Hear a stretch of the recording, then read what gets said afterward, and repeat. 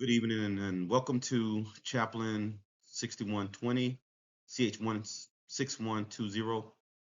We'll be talking about the constitutional foundation of religious freedom and chaplaincy. Hope you enjoy this lesson as we get ready to start with our next slide. All right, this is our introduction to the theme. This slide proposes the theme of what we are going to talk about. The First Amendment includes two separate but closely related religion clauses that establish a constitutional structure that safeguards religious liberty in America. The Establishment Clause does not allow the organization of religion by government by any means. And this means that the government cannot constitute an official church in the state or favor one religious norm of one over the others in some way. The Free Exercise Clause entails the rights of the individual to practice his or her religion without any interference by the government. These two clauses complement each other to form what the Supreme Court has termed a wall of separation of moving the state away from religion.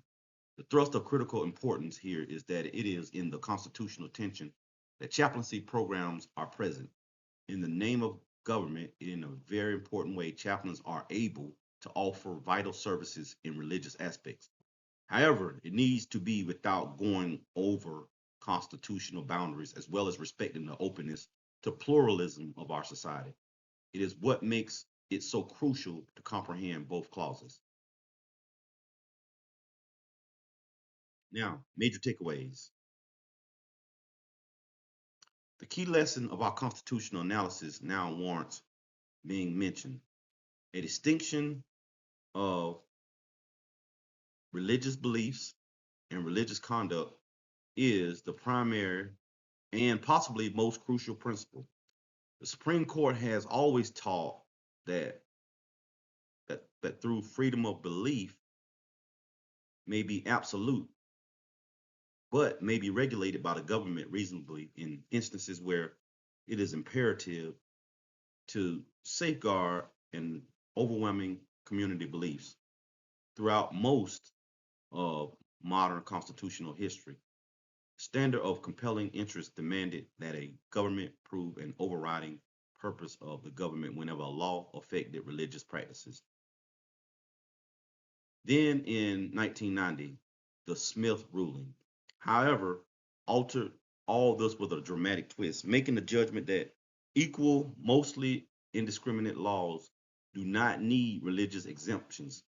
This resolution went a long way in restricting protection of religious practices that don't comply with the general laws. In more recent decisions, though, the Supreme Court has changed its direction and made the protection of free exercise stronger while limiting the application of establishment clauses. The constitutional developments have far reaching consequences in terms of the way the chaplaincy program can be set up, the benefits accorded to chaplains, and the way in which religious services can be offered in the context of government. Major points. This slide will deal with the history of religious clause. It is also critical to understand this evolution in order to comprehend the current constitutional protections. When the Establishment Clause was first interpreted, its main meaning was one confined to federalism, i.e., that would only apply to the Congress and leave the states to decide on religious issues. The Establishment Clause was not applied to the states until the Supreme Court. But in 1947, in the case of Everson versus Board of Education, it incorporated under the 14th Amendment Due Process Clause. This significantly extended the establishment defenses. In 1971, the Lemon Test developed a three-part model of evolution of claims of establishments that dominated constitutional analysis over the decade. The case of Smith in 1990, however, was a landmark in the legal jurisprudence of freedom of exercise since it did not, as an exception, reject any generally applicable and neutral law due to the absence of compelling interest. The following ruling The court on the city of Halil made it clear that this rule is not applicable in cases where law focuses on certain religious practices, which will instead undergo stringent scrutiny. This historical trend shows that the relativism of religion clause jurisprudence is dynamic in that it is constantly changing with fluctuating judicial ideology and social realities. Here are some major points continued. Now we'll look at how these constitutional principles apply specifically to the issue of chaplaincy.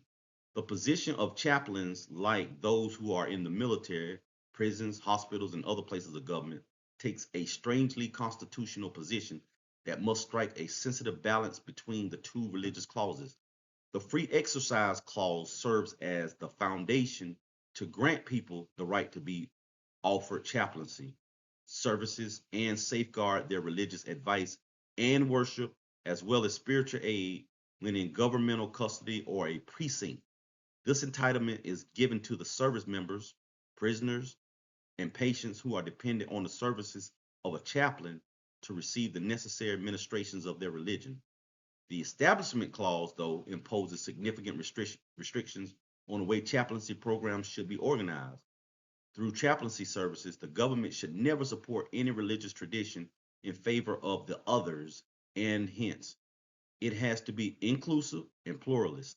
The Supreme Court has recently provided indications of a movement towards accommodating religious expression more in the public, especially in the Kentucky versus Bremerton case.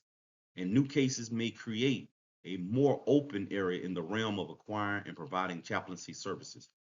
Nonetheless, chaplaincy programs still have to find a way of going through the constitutional stipulation that the government should not discriminate on any religion, and yet they have to safeguard the freedom of exercise of religion. This poses opportunities and challenges for chaplaincy professionals.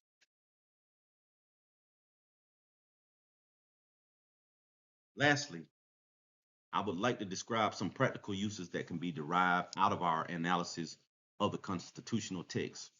First, programs of chaplaincy should be specifically developed to meet the religious needs of every person, regardless of religious minority practices and of the people who may not fit into any particular religion. This involves an active outreach and encompassing programs. Second, chaplain training should provide a thorough knowledge of both the religion clauses and the interplay of these provisions in the context of chaplaincy. Chaplaincy professionals are not required to be constitutionally literate. Third, the chaplains must see themselves as institutional agents whose duties include seeing that the freedom of religion is upheld without crossing boundaries.